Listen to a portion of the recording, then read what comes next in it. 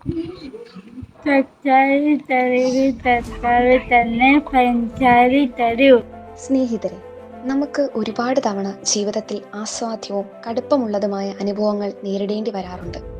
കഷ്ടതകൾ, നഷ്ടങ്ങൾ, വേദനകൾ ഇവയൊക്കെ നമ്മുടെ മുന്നിലേക്ക് പ്രതീക്ഷിക്കാതെ വരുമ്പോൾ ഒരുപാട് പേരുടെ മനസ്സിൽ തോന്നുന്നത് എന്താണ്? ഇതെന്താ എനിക്കിങ്ങനെ? ദൈവം എന്തിനാ ഇങ്ങനെ ചെയ്യുന്നത് എന്നിങ്ങനെ ചോദിച്ചേറെ ദിവസങ്ങൾ നമ്മൾ കഴിഞ്ഞിട്ടുണ്ടാവാം. ഇങ്ങനെയൊരു സന്ദർഭത്തിൽ നമ്മെ ആശ്വസിപ്പിക്കുന്നതും ശക്തി പകരുന്നതുമായ ഒരു നിര്യാത കഥാപാത്രമായ അൽഫോൻസാമയുടെ സൂക്തം ഓർത്താൽ മതിയാകും. കഷായം തന്ന ദൈവം തന്നെ പഞ്ചസാരയും തരും. ഇത് എന്താണ് അർത്ഥമാക്കുന്നത്? ദൈവം നമ്മെ പരീക്ഷിക്കാൻ കഠിനതകളെ നൽകും. അവയെ ജീവിതം എന്നും കഷായം പോലെ രുചിയില്ലാത്തതും ക്ഷാമമുള്ളതുമായ അനുഭവമായി മാറ്റും. പക്ഷെ അതുപോലെ തന്നെ ആ ദൈവം തന്നെ കഷായത്തിൽ ചേർക്കേണ്ട പഞ്ചസാരയും നൽകും.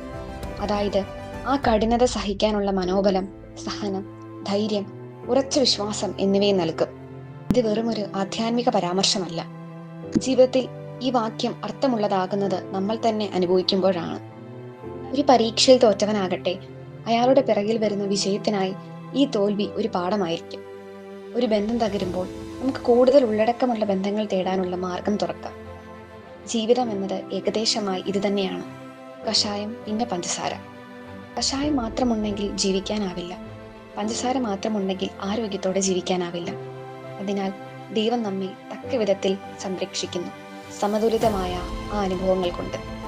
അവസാനമായി പറയേണ്ടത് എന്തെന്നാൽ, നമുക്ക് ഓരോരുത്തർക്കും നേരിടേണ്ടി വരുന്ന കഷായ സമയങ്ങൾ ഉണ്ടാകും.